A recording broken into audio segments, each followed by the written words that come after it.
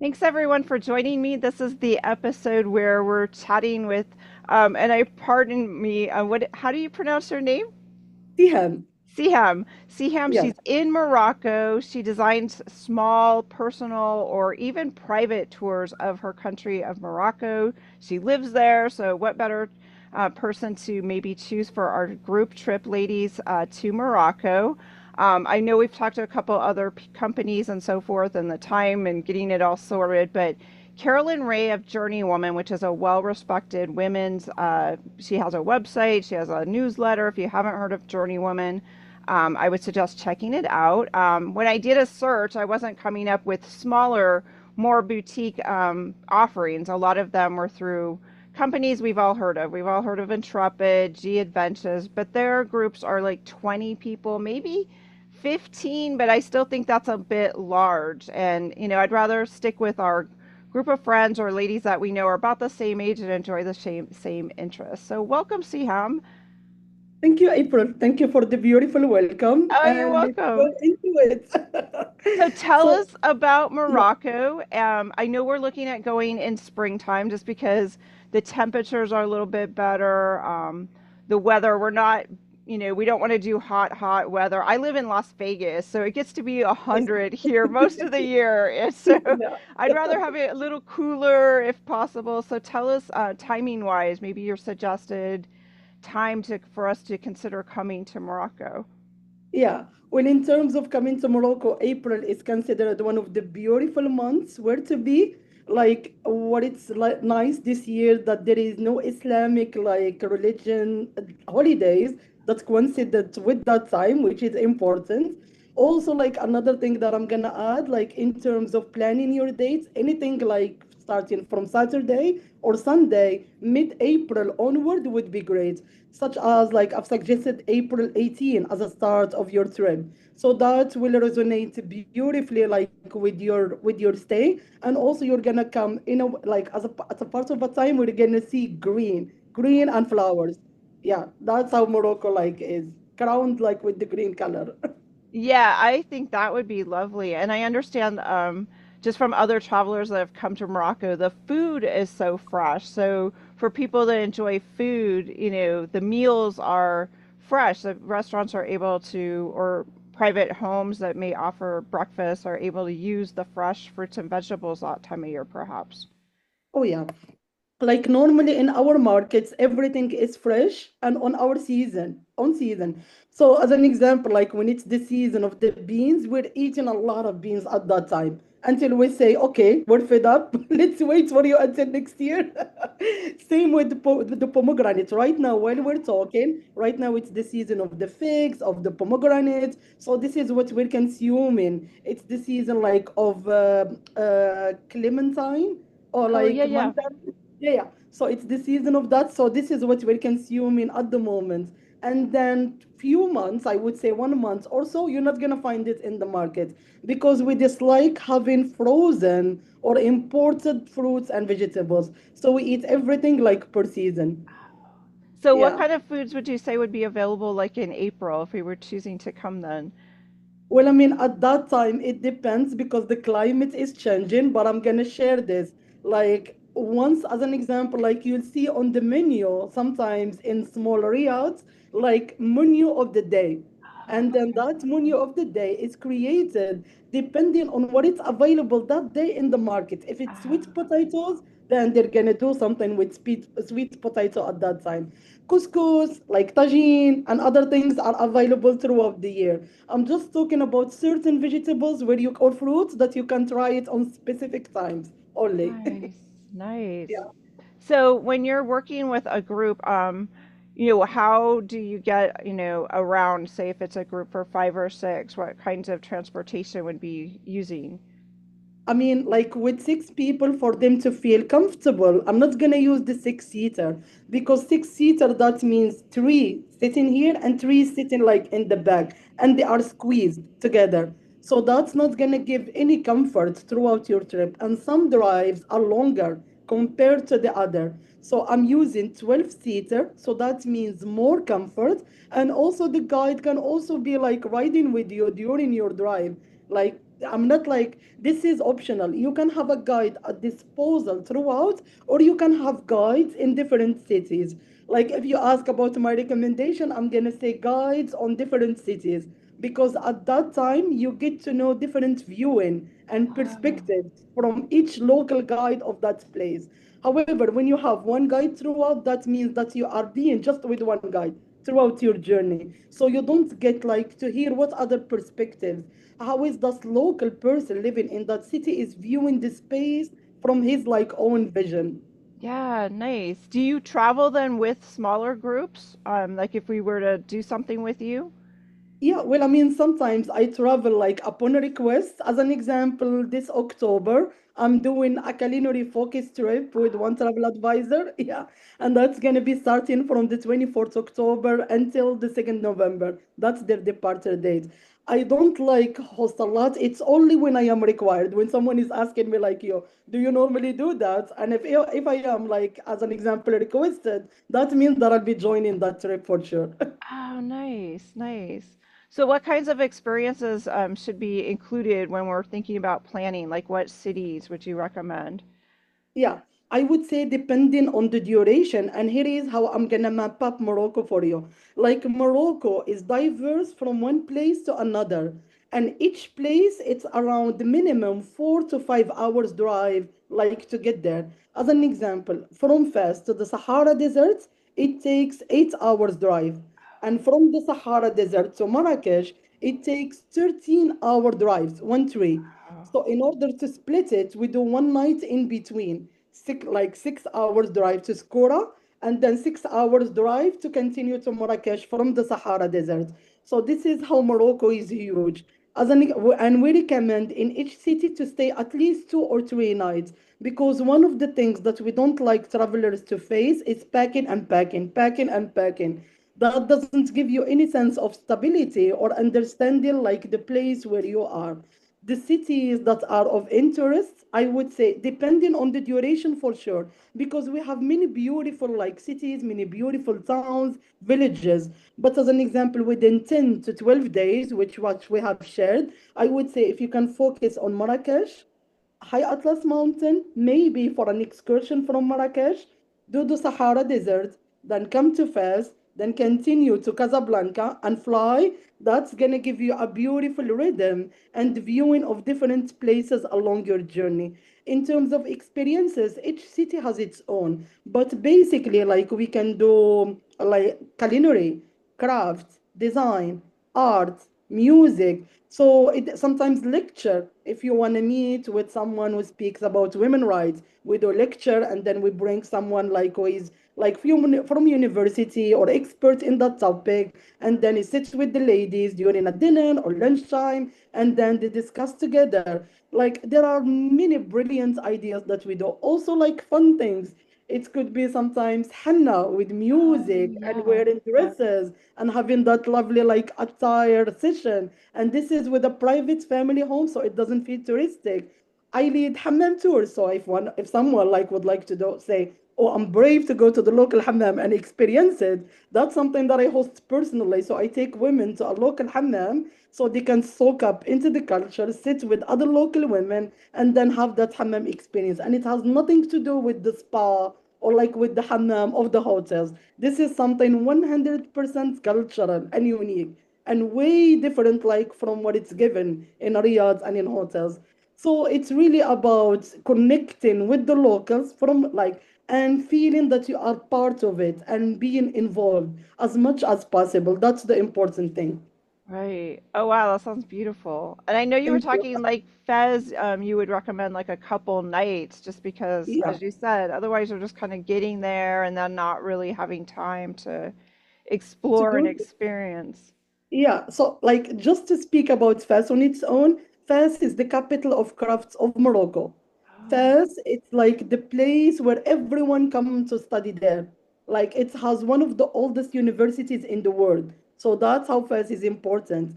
Fes also like have different experiences such as making your own pottery, making your own drum, like culinary, food tours, cooking classes, hammam experiences, So like Fez, like for Fez and Marrakesh, I'm trying to offer richer experiences that people like when travelers come, they can really like soak up. That's the important thing for me. Yeah, that sounds amazing. So how long have you been doing this? Since you, Yeah, I mean, I love your passion, how you love thank you. sharing your country with us that are, we know nothing really except what we see in the tourist brochures about Morocco and Yeah. So like for me, I started in the business since 2013 and I was part of another company. But after COVID, I just decided that I want to do something of my own and I wanted actually to add other things that I felt it will add value, but I couldn't as part of the other company. So 2 years after COVID, I launched my business and from there I'm taking the ride and it has been like a beautiful ride so far. That's why I'm still passionate about it. yeah, good, good. So Thank tell you. us a little bit about the culinary experience, because that sounds like something you are passionate about leading and something that you've designed yourself. Yeah. So like in terms of culinary services, I'm gonna speak about them from three levels. The first level is food tours. And like the food tours is not just about taking you to taste, like from the Medina. While this is part of the experience, but if you don't want to, there is no harm. Food tour is more about getting to know the stories of each food. And Moroccans eat 4 meals during the day. So you can imagine how many stories are Yeah. behind food, and it includes at least 10 stops, 10 different stops, and they are completely different from each other, from dates to olives to honey, like to, I would say, to soups, to meat, like to vegetable option. So all of that is available in the market, and we want travelers not just to come to the Medina and see it from the historical sites only, like while it will be great to see like the oldest university of the world are getting like information about it and who built it and like feed that curiosity.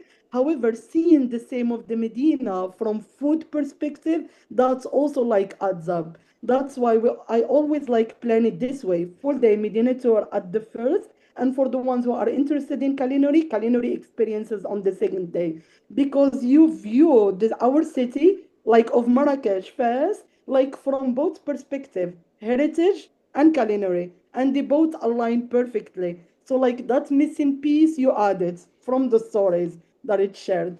The second one is the cooking classes. Like while you navigate, and sometimes I take cooking classes in other neighborhood, not just only the old part of the Medina, because what I would like to focus on is take off touristic experiences and let people feel more that they are connected with the real locals. Like it's not something fabricated, just like to show as a show, but Right. it's more for you to be part of. That's what I'm trying like to describe here. So I take travelers to what it's behind the doors journey, because you're passing and all the doors are closed. You don't get a feeling of how that woman live, what it's her Yeah. daily routine, how the family like actually react, and where is the father, where is the son, what is their job. All of this, it's not just cooking, but it's more again about getting to know what it's behind the doors. And the third one is farm to table experiences. So I'm taking travelers to farm where they can collect their own vegetables that it's on that season. And then I'm not gonna call it to table, I'm gonna call it to cave, especially from Fez. Then we take all of these vegetables to a cave, and the cave, it doesn't mean cave underground and there is no air and all of that, not at all. It's a cave where people are actually living and they have Oh, beautiful furniture, electricity, water. wow. So it's a complete different vision, and then they cook with that family inside the cave, and then they eat like their creation of the day. So these are the experiences that I'm offering in terms of Yeah. culinary. Oh, Yeah. that sounds amazing. Yeah, Thank very you. wonderful. Yeah. So tell us about some of the lodgings that people, like Carolyn and her daughter were just there. What Yeah. kinds of places did you help them choose to stay in? How do you set that up? Yeah. Well, in like regarding accommodation, we have different categories. I'm not gonna recommend hotel because that's something that you can do anywhere in the world, Yes. not just in Morocco. So we have Riyadh. That means like a traditional home, but it has like it's actually meeting the traveler needs, all of it, and it has a fountain. And we have a dar, which means home without a fountain, So that's a different like style. And it's equipped for travelers' comfort, like with beautiful design, furniture, lighting, all of that service. And then we have Qsar, that means palace. This is when we go to the desert, like a palace that is created from natural like mud, so that you Oh, can wow. like Yeah. that you are, feel that you are part of a movie. That's what I'm trying to describe. Wow. And also like we have the camp, that's like for the desert experience. So a glamping overnight in a desert camp. That's also like another style. So once you move in from one place to another, you get a feel of different styles of accommodation. Also, the important thing is not just like accommodation, but it's more about the location and how they're gonna make each traveler, whether they are a couple, women, solo, feel confident and independent to scroll outside and then like have that free time and just go on her own if you want to, because everything is easy access rather than placing you in the middle of the Medina, which is sometimes further deep, or at the end that you feel you kind of like lacking options of what to do. Right. Yeah. Like you're kind of on the edge. Right. Then you might just Yeah. feel like you're kind of stuck there, so to speak. Right. Yeah, Right. yeah. Once you enter inside, then you're saying, oh, if I'm gonna go outside, then it's gonna take me this, I need to take this. So no. While like when everything is easy, you feel more motivated. Oh, this is just in the corner. I'm gonna go and grab something from here. So that Yes. give you that motivation. Right. How is Yeah. it for women travelers coming to, Morocco? Because I mean, Americans are fearful. I'm just gonna say Yeah. it. We're scaredy cats. Oh, I go places all over the world. Like I went to Egypt. That's probably the closest thing that I could maybe compare to. And, there were lots of people from other countries, but Americans are like, I don't know, we're kind of crazy, but yet our country is dangerous too. I don't know. Yeah, I would say similar to any country. As an example, like this might look actually like funny, but we don't have guns in Morocco. That's something. So, like inside Morocco, it's really safe for women to navigate. Like we have tips that we always share with travelers, which is important. As an example, don't act that you are lost in Yeah. any country, not just in Morocco. The moment you take a map, then this is an invitation for someone to come and talk to you and say to Right. you, are you lost? Let me show you the way. And then you will need to tip them or something like that. If you are lost, this is not just in Morocco, this is everywhere. Like choose someone from the authority to ask them, or someone who owns like a business to ask them about direction. But just don't like show that you are lost. That's all. And don't panic. Panicking anywhere, that's like when it's actually like I would say make you feel confused and you don't take rational decisions at that time, because there is no reason why to panic. Our Medinas, all of Morocco has camera throughout for Okay. security. We have police that are undercover, like they walk with you as actually locals, so you don't identify them. And this is more like to guarantee that everyone like is actually comfortable, happy, things are going in place at the same time. So this is like important. So I'm not gonna say, oh, like you need to come and be scared and be prepared for this, because there is no reason. And also, like we ask travelers not to have a backpack behind them, something in front of them. This is basically when it's a place that it's full of crowd, because pickpockets are everywhere, Yeah. Every everywhere every in the country. world, Yeah, every country, every. even in France. Yep. Like you are going into the metro and they're saying, careful pickpockets, careful pickpockets. So, like, even France, in their metro, they admit it, like in their public transportation. So that's why, like, when you are in the crowd, it's hard to identify, like, someone if they put their hand or something. That's Yeah. why we always recommend guests to have something like in front of them rather than behind them. And sometimes when we are moving on the ground and they are coming with their backpack, we ask them to put it on the front just to pass that crowd area, and then that's it. They can put it behind them.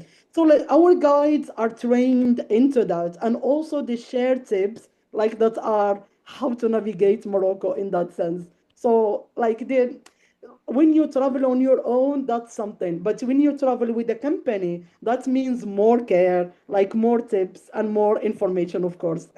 Right, right. And if when you're probably getting to where you're staying and stuff, they're with you to help you and kind of navigate getting your luggage so that you're getting that Yeah. taken care of, and it's not obvious that you're, yeah, just a tourist that came and Yeah, like each accommodation is located around, as an example, let's say 5 to 10 minutes walk from the car park. So like the logistic is like your actually 16 seater or 12 seater will drop you off at the car park and beforehand call your accommodation 15 minutes to let them know that you are gonna be about there within the next 15 minutes. They send chaperones with Oh, their nice. cars, and Yes. then they put your luggage in the cart, and then they push it like to your accommodation. So that's how, and they take it to your rooms where you are. So that's how the system like works here. Oh, that's very nice. That works really well. That's really good to think of. Are there Yeah. tips for like what to wear when you comes for women when you travel to Morocco to maybe not stick out? I always propose to, just don't wear your Mhm. flashy stuff. You if you want to feel like you're part of the culture and fit in, just try to dress, appropriately. And are there tips for that? Yeah, absolutely. First of all, like once women come here, the first thing that they're gonna realize Moroccan women are also don't wearing scarf. So scarf is not something that it's necessity for them like to pack and bring here. Second thing, like for travelers, when they are coming, you are already an attraction like to others because you look different than us. But we don't want you to become more attractive to men that they're gonna say to you, "Oh, you look beautiful," or something like that. So, like to avoid this, just don't show a lot of flesh. What I mean, don't show your belly button, as an example, because there Yeah. are some who come and show their belly and they wear short shorts. So it's Oh, like they're walking on the beach rather than being inside, like inside a country in itself. So like even like when I was in Bali, one of the recommendation it's always to cover up, sometimes to wear the sarong and like to be respectful in those areas. And that's actually like important. I would say like something t-shirts up to here, a dress, even a dress like this as an example, something beyond the knee, but not all like beyond.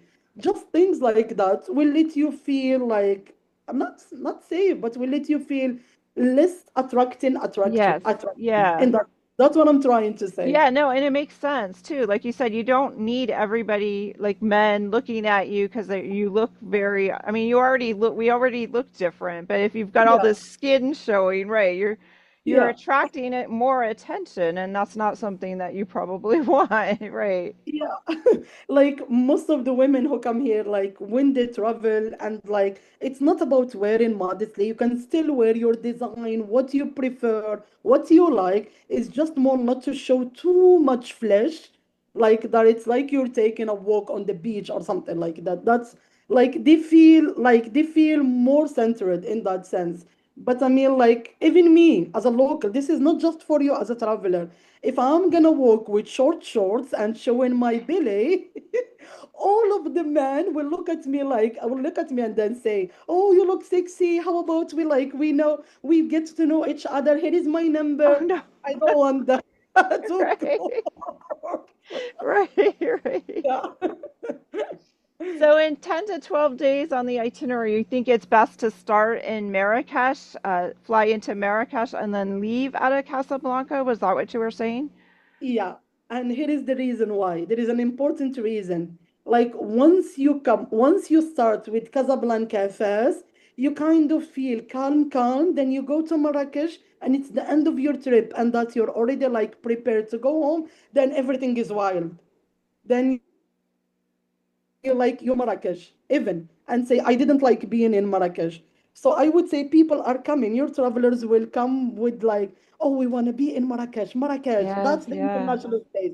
So give them that impact, let them see Marrakesh, enjoy it, and then at the end of their journey they're gonna go like from wild to calm pattern. Like Sahara Desert, that's a retreat in itself. Like the road, where you stop, what you experience, the sunsets camel riding, like just be like the sky is literally like above you in the desert. like going through the Middle Atlas Mountain, coming to Fez, then you are in much more conservative area, but it's not conservative meaning like conservative strict, but it's more about like seeing the heritage of Morocco. You know the culture. You can actually soak in Fez in a beautiful way, do a lot of things before you go to Casablanca. So that's how I create actually the journeys.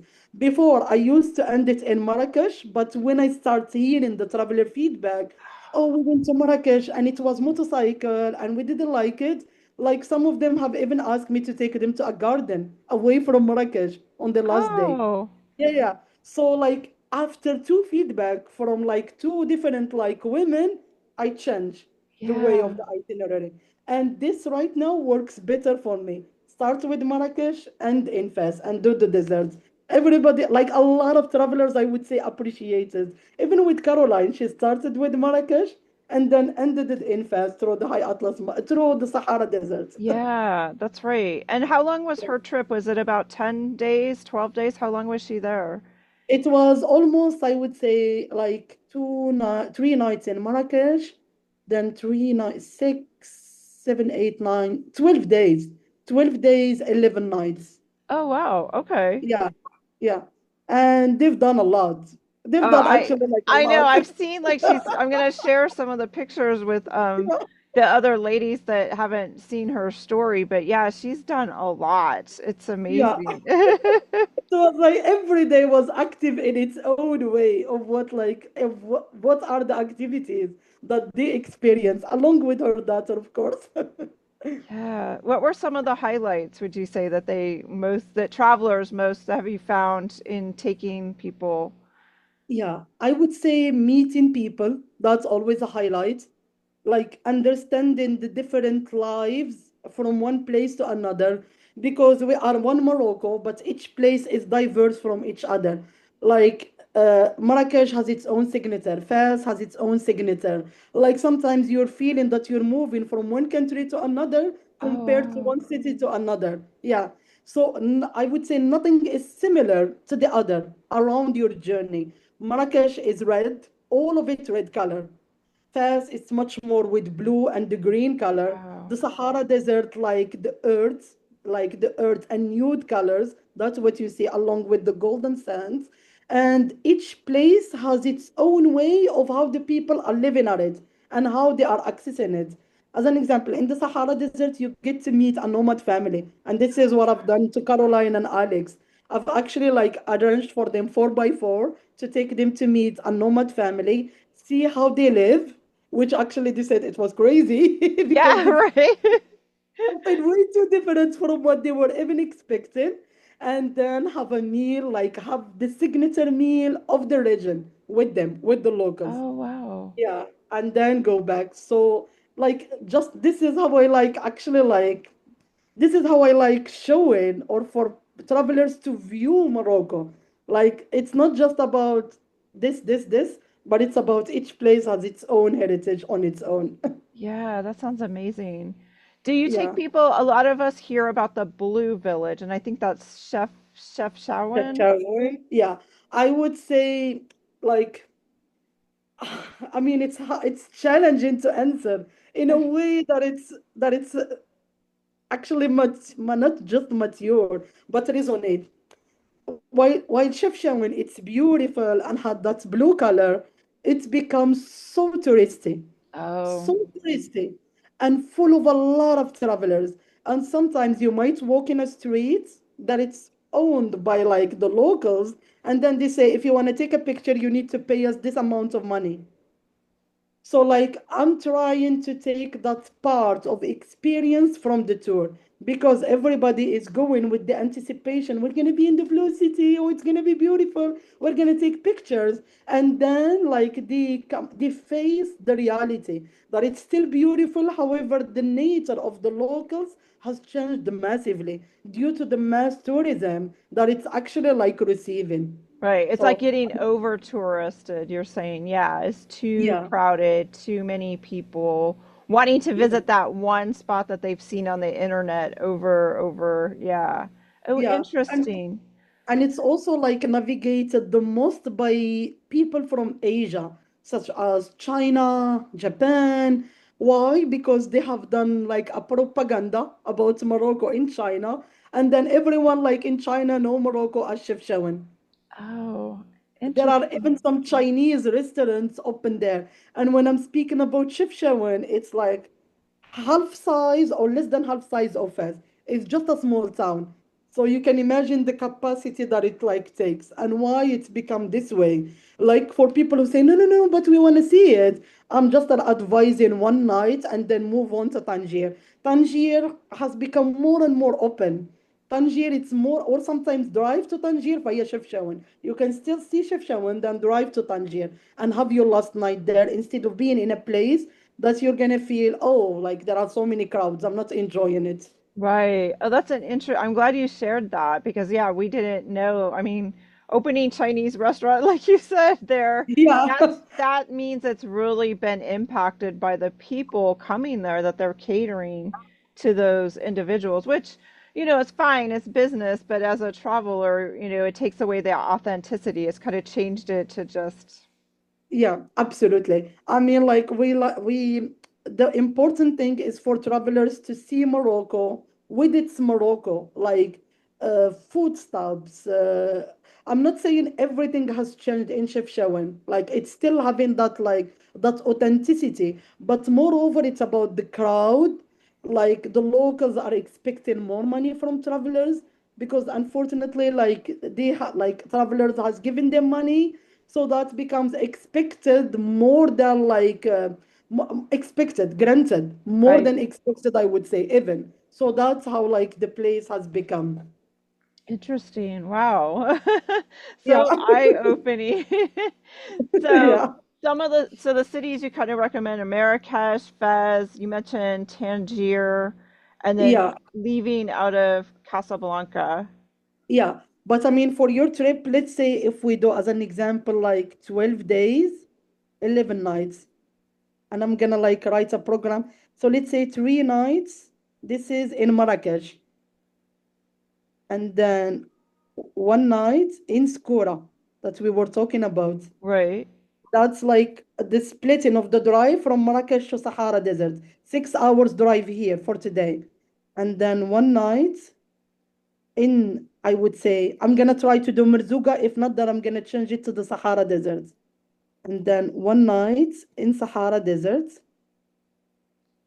Sahara Desert. So here we have 3, 4, 5, 6. 6 nights. That's 2, 4 nights.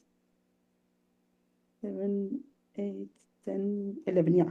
And then 3 nights Fez, and then one night Casablanca, the last night. So, like here, this is like what I'm gonna share. What I've tried to do is that in the Sahara Desert, not to keep it a rush experience, because you are taking a long flight from the Yes. United States and you're coming to see the Sahara. Like the most thing that like travelers, I would say, don't feel comfortable with is once they drive 6 hours, then they're taking on a camel ride for 2 hours, then immediately dinner, music, and then the following day drive outside and then continue 8 hours to Fez. That's a lot That for is a your body to lot. take. It is a Yeah. lot to take. So I've done one night Merzuga. So that means this is the starting edge of the Sahara Desert. The dunes is literally behind you. Oh, wow. On the following day, it's like we can do the 4x4 experience to meet the nomad family and then do your camel riding, enjoy the Sahara at a pace, then continue to Fez. And I would say avoid Tangier for this circuit, like for this itinerary. Why? Just for you, like to as an example, depart Fez to Casablanca, that takes 4 hours. And we can do something nice about it. You can do via Rabat. So you can see Rabat as a city and then continue to Casablanca your last night. That sounds amazing. So is one Yeah, of the cities, when some people talk about some of the itineraries, they talk about a city that's on the ocean too. Is that that's Essaouira. completely out of the way or? Yeah, that's Essaouira. And it's in fact like again a 6 hours day trip, 3 hours each way. So 3 hours drive from Marrakesh on the other side and then 3 hours back. Like If people are interested, I would say, in music, art, and if this is the theme of the trip, then I'm gonna say yes, you can include it. If not, I'm gonna say please skip it because one night, one excursion to the High Atlas Mountain is way much more better because you're meeting with the first long Mm. inhabitants of Morocco. That's who you meet with, who are the Amazigh, and they are referred to by the Berbers, but I'm not using that word. I'm using Amazigh because Berber means barbarian. So Oh, that's an insult. interesting. Yeah, Yeah, yeah, yeah. that is an insult. That is an Wow. insult. So I'm using the Amazigh. So you meet with the Amazigh in the High Atlas Mountain. And that's only 1 hour and a half drive each way. And you can spend your time with the family, cook with them, like do with them their daily task, and just enjoy that, I would say, that beautiful mountains, series of mountains that are surrounding you over Yeah. there. Yeah, Yeah, that does sound amazing. yeah. So I'm trying to think if there was anything I missed that I should be having you share with us. So the ladies are like, okay, this sounds amazing. And um, money wise, I know there's probably, depending on where you choose to stay, that probably impacts the total cost of the trip, correct? Yeah, absolutely. So, like, if we speak about accommodation budget, something like that, it's, I would say, more simple. That's gonna be around 100 USD per room per night, including breakfast and local taxes. Oh, I wow. tend to include local taxes because once people are after checking out and then they're asking them to pay extra $3 per day per night or extra $5 does give it like a cheap impact, to be honest. Right, right. That's why I tend to leave travelers just to pay for their extra meals, gratuities, things like that, instead of like just asking you to come and then saying, oh, you need to pay for fuel, you need to pay extra for this. Yeah, Oh, no. this is only for a certain duration. That's not done. No, it's easier to just to kind of include it all together, right? So that they Yeah, just feel like, exactly. right, this is what it pays and they're not having to This is keep. what I'm expecting to pay. This is what I'm expecting to carry with me. Yeah, And right. that's the important thing. And mid-range accommodation are like starting from 180 USD per room per night. Luxury, it's starting from 250 USD per room per night. Luxury plus is from 700 USD per room per night, because we have like four different categories: simple, like mid-range, luxury, luxury plus. The luxury could actually resonate to something like to the United States, but here it's a different level of luxury. That's why we're separating it between these two categories. Oh, interesting. Yeah, right. Yeah. That And sounds. also in terms of money, like I would say, while credit card is great to have with you, cash is also important in Morocco. You should carry like cash with you, and you can have it from ATM. There are ATM everywhere. We have like office changes everywhere, so that's also available. And always like let your credit card company know where you're heading, like where you are traveling, so they allow these transactions instead of stopping it.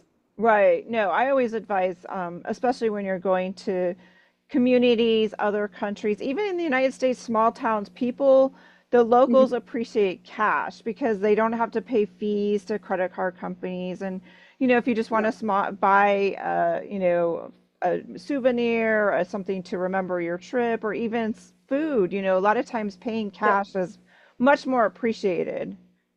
yeah, absolutely. And it's the same here, the same concept here. So, like, you have right now the 12 days, 11 nights itinerary. And let me know if you have like other questions, like that you are interested to know.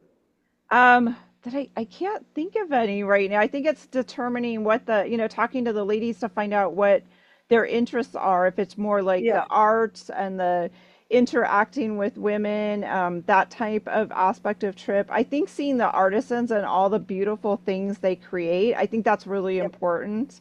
yeah. 'Cause like the textiles, you make beautiful textiles, and then you also make beautiful potteries, and like there's so many creative people in Morocco that often don't get the due, and seeing that meeting some of those artists I think would be fascinating. Oh yeah, like there are many artists available in Marrakech, Fez, and crafty experiences that I can call Morocco. Morocco is a feast of colors. That's what I would call it. So like the more like you navigate into the Medina from a certain team, like there are things to see and there are like interesting activities to do. So once you know like what the women would like to do the most, and a combination of everything is also fine. If you can let me know, oh, they're interested to do, as an example, one of these, one of these, one of these, then this will like let me create the trip that it's gonna resonate with them. And also one of the tips, once you're planning like your dates, please avoid being on a Friday in Fez. Okay. Yeah. This is once like your plan, like your dates, your travel dates. The reason why, because Friday the whole of the Medina will be closed. Oh, okay. That's good to know. Nothing is open. So there is nothing to do that day in Fez. So Except if you are, Friday yeah, is better day to be in the desert then. yeah, exactly. So once you like you decide, oh, this is our travel date, just like work out this itinerary and avoid being on a Friday in Fez. This is my recommendation with the dates. Okay, Yeah. wonderful. Well, thank you so much, Siham, for your time. You're I'll welcome, April. talk to the ladies, and we may have another call to discuss, what would work best. But Absolutely. yeah, I'm going Anytime. to be sharing Carolyn's pictures. I'm so happy she had such an amazing time with you. How did she Yeah. meet you? That's so interesting. Yeah, I'm part actually of Journey Woman. I'm part of her Oh, good. platform. Like, because Caroline, like, while first she was doing group tours, then she said we are moving into personalized tours. And the moment she said that, I've listed my company as part of our platform. And then we met on different occasions on webinars. And I've led actually one of her retreat leaders who is giving Oh, speech. Yeah, yeah. I've actually welcomed her here in oh, Morocco nice. personally. Yeah. And she recommended me highly to her. Then she planned her trip like with me. And it was great because she said, I'm interested in like in working, same as you said, April, a local owned like Yes. company, also Yeah. a woman. So that was like the same reasons why she has chosen like doing this trip like with me. Nice, nice. Well, Yeah. thank you so much. I know it's evening over there, so have a good rest of your evening. Oh, thank you. And And have I a will, beautiful day from your end as well. thank you. Take care. We'll talk soon. Okay, we'll talk soon. Thank you. Bye Thank bye. you. Bye.